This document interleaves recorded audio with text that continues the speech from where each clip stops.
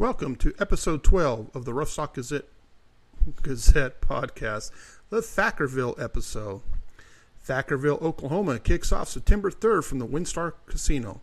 The PBR's second outside rodeo of the year, bull riding of the year, promises to be a huge chance to grab some points towards the gold buckle and the Built Ford Tough Series Cup. With J.B. Mooney sitting out this week to recover from his stomach injury, who's sitting from number 4 to number 10 can stand up and make a points grab. Even after a bad shoulder injury in Nashville, Fabiano Vieira is giving it a roll in Thackerville. Knowing the injury set him back a lot in Nashville, he seems to want to push himself to move up in the standings. If Fabiano had been able to move up in Nashville and beaten Kaiki, he would be number 1 right now. Still, dealing with the pain and bad shoulders is nothing new for Fabiano. Can he finish off the next few events without further injuries? Fabiano will test the 2 bad shoulders against Wheeler's Heartbreaker. Cooper Davis has shown streaks of brilliance, and in Tulsa, Oklahoma, it was a bright brilliance. Cooper, who would go 3 for 3 and win his second event, is now sitting in a tight second place, only 20 points behind Kaiki Pacheco. Can Cooper capitalize outside, or is Kaiki, who's been close but not quite there the last 2 events, finally cash in at the WinStar Casino? Cooper matches up with Cool Hand Luke in the first round. Let's hope Cooper doesn't have a failure to communicate. Did a bull hoof in the chute gate cost J.R. Vieira a chance to climb up in the standings?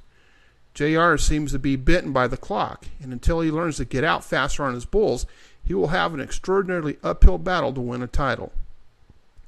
J.R. hopes for fair weather and safe landings against Flight Plan.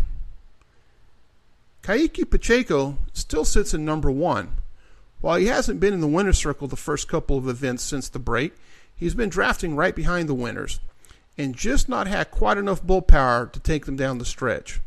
As Kaiki challenges Congo in the first round, he hopes to take the winning ticket to the cashier's window inside the casino. After 24 times of scratching his head and wondering what he was doing wrong, Shane Proctor finally covered a bull, scoring 86 3/4 on high razor. Can Shane start to ride and move up the standings, or will the ghost of 24 haunt him the rest of the year? The 15-15 from Thackerville means a lot of extra points towards Las Vegas and the T-Mobile Arena. Robson Palermo will go up against Midnight Train, who's 11-0 on the Built Ford Tough Series. Although I love Robson as a rider, I don't think he's quite what he used to be, and I have to give this to Midnight Train. Tanner Byrne, I think, might be the upset as he goes up against Jeremiah, who's 22-1 on the Built Ford Tough Series. Jeremiah is an awesome bull.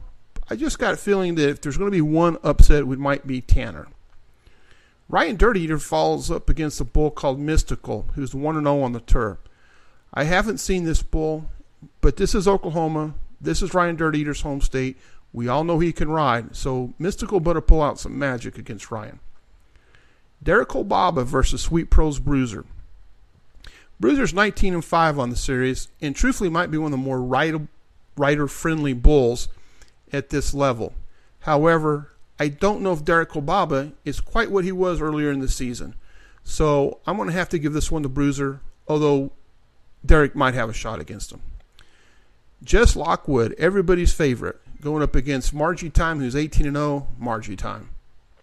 Mike Lee versus Big Cat. Hey, we all like Mike Lee here at the Rough Stock Gazette. We're a big fan of his and what he's done. He's a great interviewer. But I'm going to tell you right now, Big Cat is he's too much, I think. Wallace de Oliveira versus Hey Jack, 3-0. I haven't seen this bull. Wallace, after the first third of the season, he's been very hit or miss. If Hey Jack is good enough for Cody Lambert to stick him in the 15-15, we know he's going to be a decent bull. But Wallace, which Wallace shows up, that's anybody's guess. Shane Proctor versus Oscar P. Oscar P is 14-0 on the tour. I think the 24 is showing what Shane has been going through. Yes, he did get his one ride finally last week in Tulsa. I just don't think it's going to be enough against a bull like Oscar P. Paulo Lima versus Cochise. Cochise is 13-3 and is going to win this round. Eduardo Apreciado on Stone Sober. Stone Sober 33-1, one of the leading bulls for Bucking Bull of the Year. Stone Sober. Ja Vieta on a bull called Big Benny, which is 4-3. I don't remember seeing this bull, but if you're 4-3 in the 15-15, you're probably one of the more rideable bulls. Hey, if J.R. Vieta can get out of the chute, I'm going to give this one to J.R. Fabiano Vieta on Red Rover. Red Rover's 10-0 on turf. And in all honesty, I think I'm going to give this one to Red Rover, not knowing how Fabiano's shoulders are going to hold up through round one. I don't know if he can make it even back to a 15-15. Lachlan Richardson on 7 Dust, 13-0. 7 Dust, again, Lachlan has an outside shot, but I don't think he's as much as an upset as Tanner would be. Cooper Davis on Wicked, 28-7. Last week, Cooper hurt his shoulder before the final round. I don't know on a bull like Wicked if he's really going to fare well against him. Wicked's a little tough. Kaiki Pacheco on Hammered Again. Hammered Again is the bull that hurt Fabiano when he tossed him the chute. I've only seen this bull a couple times in person go out. He doesn't get the riders, don't get very far on him. That's not how Kaiki rides. I'm not sure what's going to happen if Kaiki can make it past about the 5-second mark. So we will see how that matchup goes. Next week will be Springfield, Missouri, and two-time world champion and current number 3, J.B. Mooney, will come roaring back to the PFI Western Wear in Springfield. Will his stomach injury bother him, or will it have helped him mentally wanting to come back and ride more? In other news, the Texas Bronc Riders Association will have their finals October 2nd at the Classic Fort Worth Stockyards. The performances will be at 2 p.m. and 7 p.m. Check out the TBRA on Facebook for more information. Lucas Buck will wear the first number 1 of the TBRA. The Texas Bronc Riders Association Scholarship Rodeo has over $10,000 added, with riders from 5 states showing up. This should be a great opportunity for the young guys to show their stuff.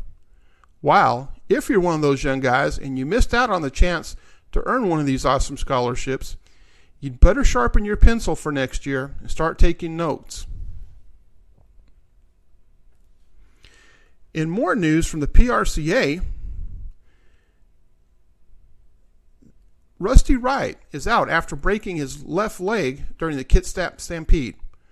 Rusty had a compound fracture of his lower left leg and has had to have a rod inserted.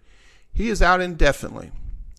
Shane Proctor is still in the top 10, but can he keep riding in 2 associations as the level of competition keeps getting a little tougher before both finals?